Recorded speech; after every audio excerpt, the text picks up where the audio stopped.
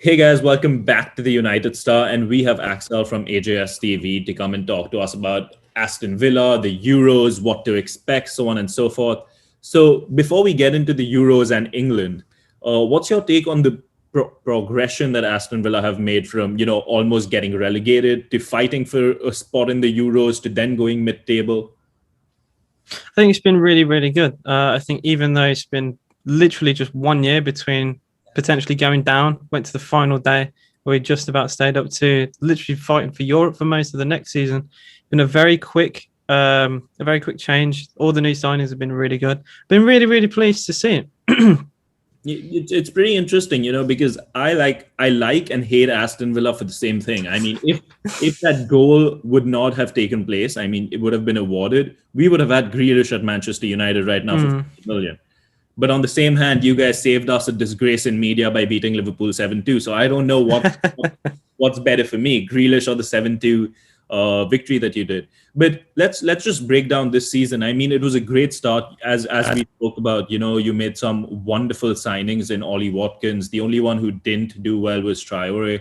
Do you see a plan being formalized at Aston Villa to go make the next step? Yeah, I think as well with the new signings that we're announcing, we've obviously got Emi Buendia, looking at loads of new players to come in. There is definite progression at this club. I know we're spending a lot of money in doing so, but I mean, only a couple of years ago we were in the Championship, and Dean Smith took over Villa when we were mid-table in the Championship as well. Just every year that we've finished higher in the table, and you can't deny that we're only going one way right now. Yeah, I think I completely agree with you. But just to talk about the man of the hour when it comes to Aston Villa, Jack Grealish. We spoke about how as soon as he got injured, you guys went from a Euro spot to mid-table, and of that sort. Are you scared of losing him to Manchester City, because that's the team that he's been linked with? Do you think you guys would have the same impact without him? And where would you like to see him go? Which team do you think he fits in? So I know a lot of people talked about Grealish. I've heard people talk about Grealish for 3-4 years now.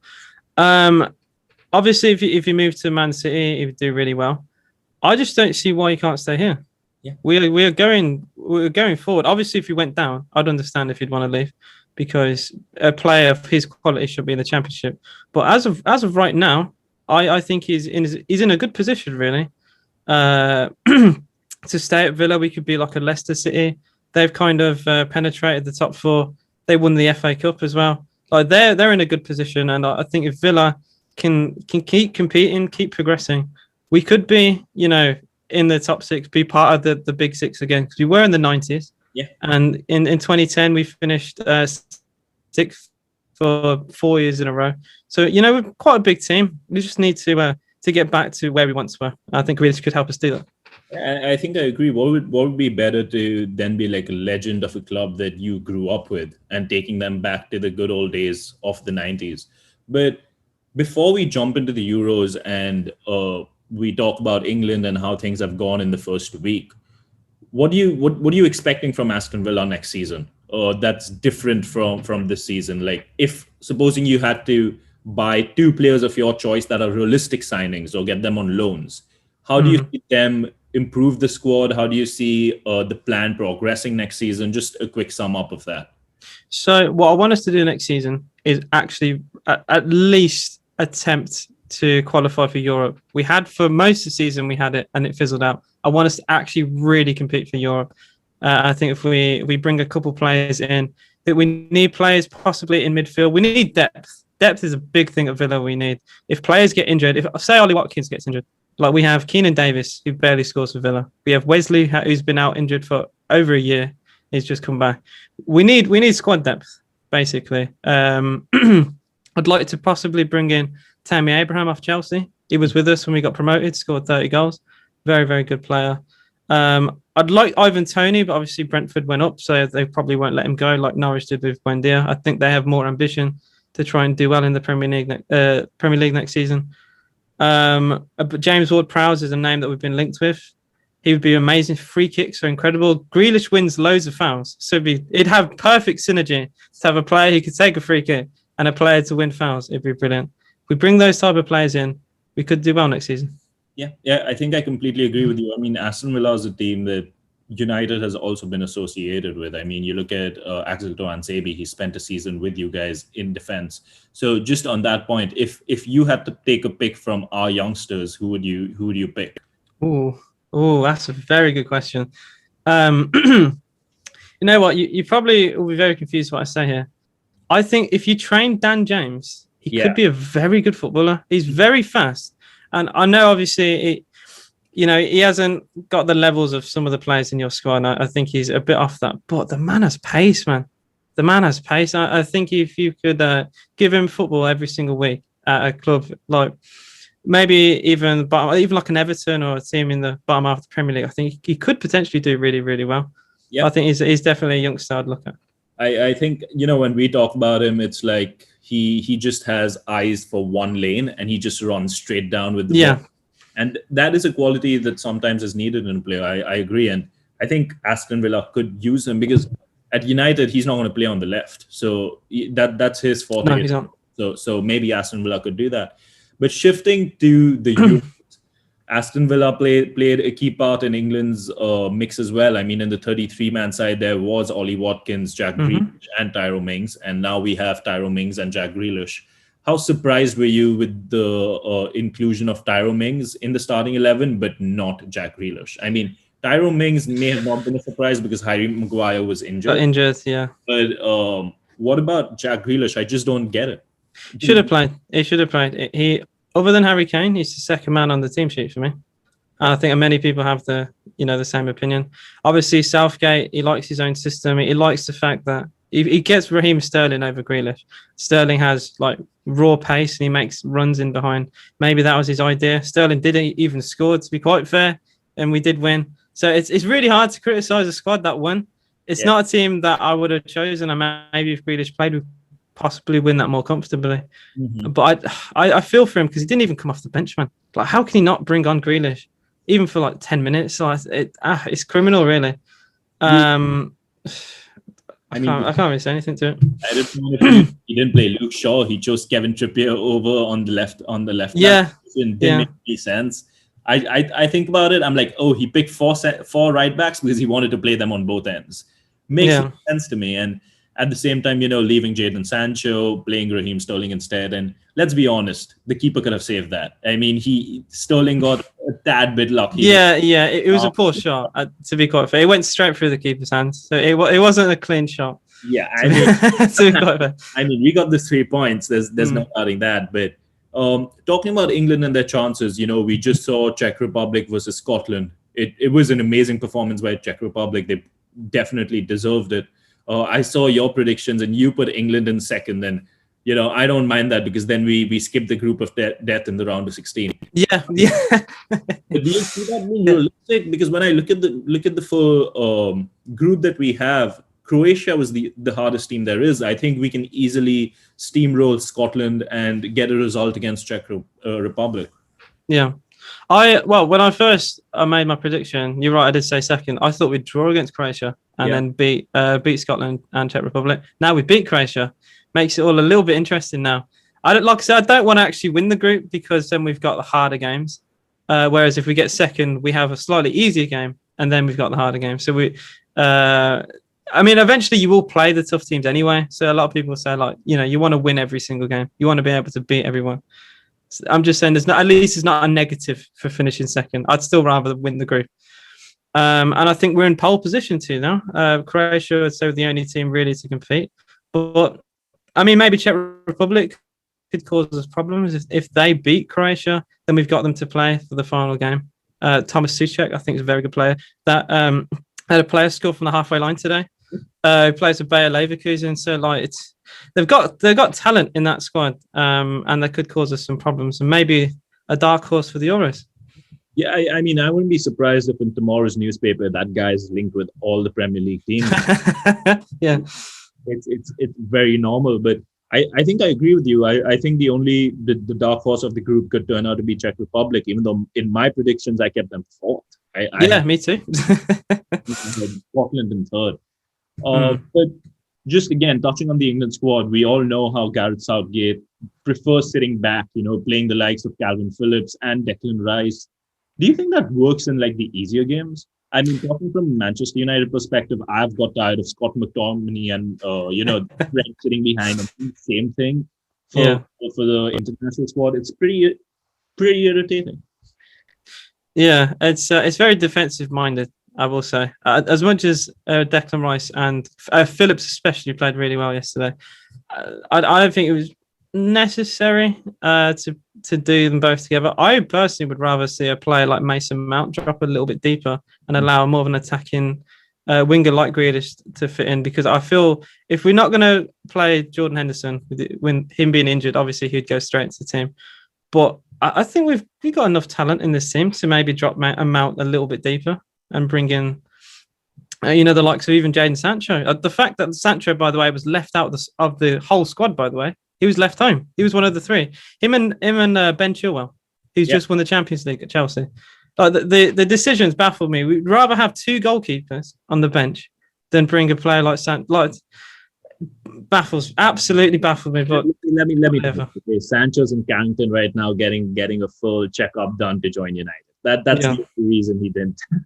He didn't play. I hope so, but I don't take anything for granted with Southgate. Honestly, I'd like to think that was the reason. I completely agree. It just didn't make sense to me. When the lineups came out, I didn't even look at the subs, and then one of my friends tell me that Jadon Sancho is not even in the squad, and I'm like, that just doesn't make sense. But that's Gareth Southgate for all of us, and we got the victory, so it doesn't really matter. But hypothetically, let's say England go all the way. Who do you think would be the player from our squad who would have played an integral part throughout the tournament? See, if Grealish did play, I would say it's. I know it's biased, right? But he really would. He's our flair player. But if he's not going to play, then it will either be a Phil Foden or a Mason Mount for me. A Foden, he hit the post, but he wasn't that great against Croatia. So I'd probably be more inclined to say Mount. I thought Mount is very energetic, constantly running. And even, to be fair, Phillips as well. Phillips really, really impressed me. I wouldn't have put him in the team, but he was easily man of the match. And you can tell he plays for Leeds, and Leeds always work hard. Yep. You can tell Marco Bielsa's really instilled in him to constantly run, because that man was still sprinting full pace in the 90th minute. It's mad to see. And he could be a mad player. He could be a really good player for England, which I can't quite believe. I was quite surprised to even see him in even the 33-man squad, let alone the 26 chosen and the starting 11. No, he played well, deserved it. Yeah, I think I agree with you. A name that I'm shocked you didn't mention was Harry Kane. I thought that would be the first name that you would mention. He's idly the guy. I mean, he's probably in the pundits' books to be the top goal scorer if England go all the way. So so that's an interesting pick. But again, now we've spoken about England, talking about the Euros as a whole, as our last pick. Spain, that's an interesting pick, and I'm guessing that pick was before the full COVID situation went through. Yeah, it was. That was unfortunate. So how do you see that changing? Because everyone's either picking France or Portugal. Personally, I believe Portugal are going to win it again. Yeah. But how do you see that happening? Are you still going to stick with Spain? I'll still stick with my Spanish boys. I chose that because I wanted to be. I didn't want to be boring. Everyone's saying France. I watched loads of prediction videos. Pretty much everyone said France. I wanted to be a little bit different. I looked at each individual team. The first year since, pretty much I've been alive, France aren't expected to do well. Mm-hmm. And sometimes you take a little bit of pressure off a team and they will go far.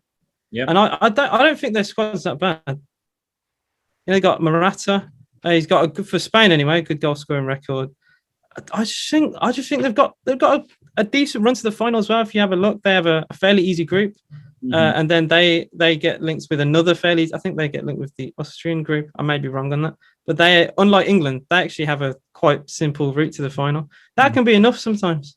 Yeah, that can be enough sometimes. And I think they are definitely an underdog. Them and Italy right now, I think, are the two people need to look for. Yeah, because in my semi-finals, it was going to be Italy versus France and Portugal versus Germany because of that.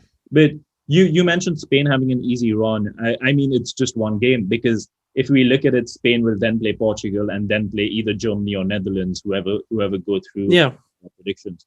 So when you look at balance, do you see probably Portugal having the Silvas, having Ruben Diaz, having Ronaldo, just having way too much strength and going through, or as you said, sometimes when the pressure is removed off the players, they do perform. And obviously, Spain's manager is Luis Enrique, and we all know how good he is.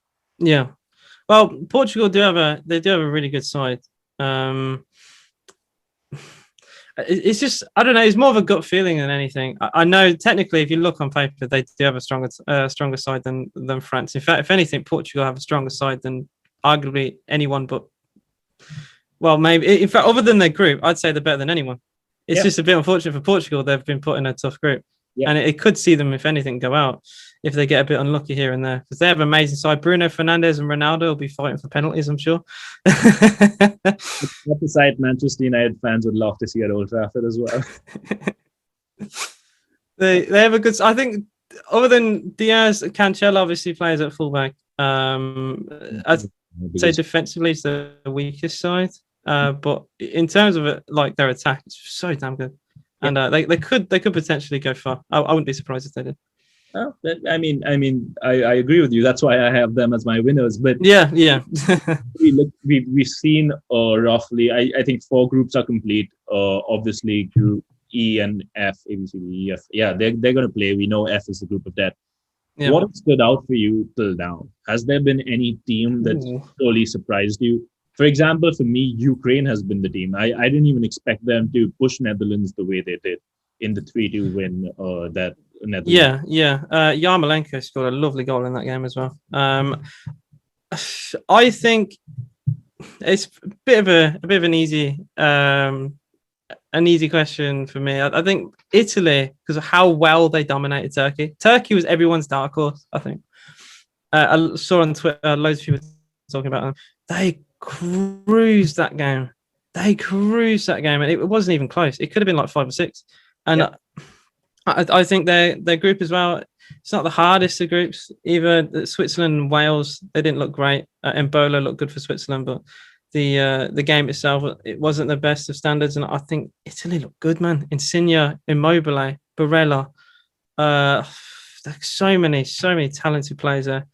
And I thought it'd be a much closer game. They really did surprise me. Yeah, I think I totally agree with you. But you dropped Wales in there, and that's what I just want to make one comment. Yeah. Remember, if someone told me in the Wales versus Switzerland game that there was a 4-time winning Champions League player on the Wales side, I would take it with Dan James easily. I would have taken it with Dan James. But just to end things up on the Euros front, as you mentioned, Spain's your winner.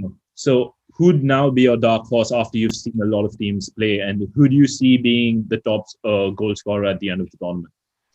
Oh, very, very good questions. Well, some of the dark horses people talked about, Denmark. Obviously, the horrific thing that happened with Denmark. I don't really want to go into that, but that might affect them. Turkey will have to really battle hard now to try and qualify. Poland, I think, are a potential dark horse now, with possibly the best striker in world football, with Lewandowski.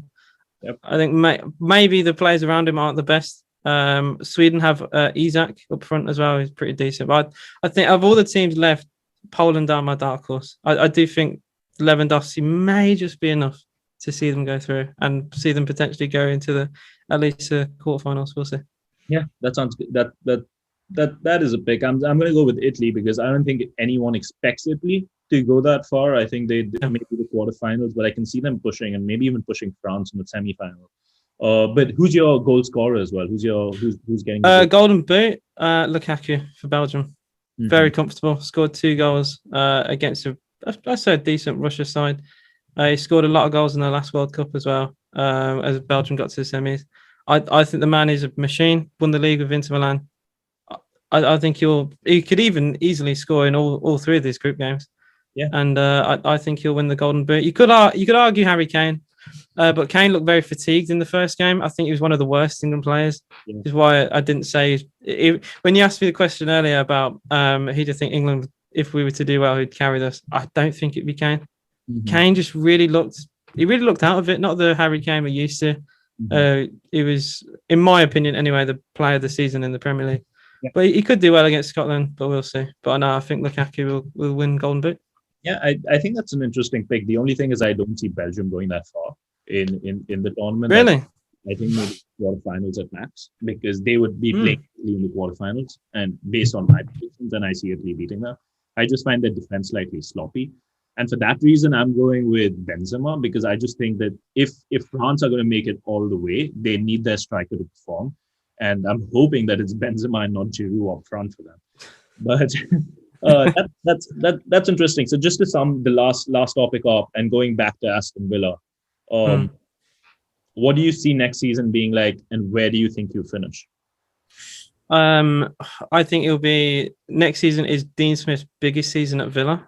Really, it'll be a tell if we actually are gonna go in the right step. If we finish around the same part now, if we don't improve, I think maybe questions for Dean Smith, because we have spent a lot of money. So now we're at a point where we're kind of expecting some growth.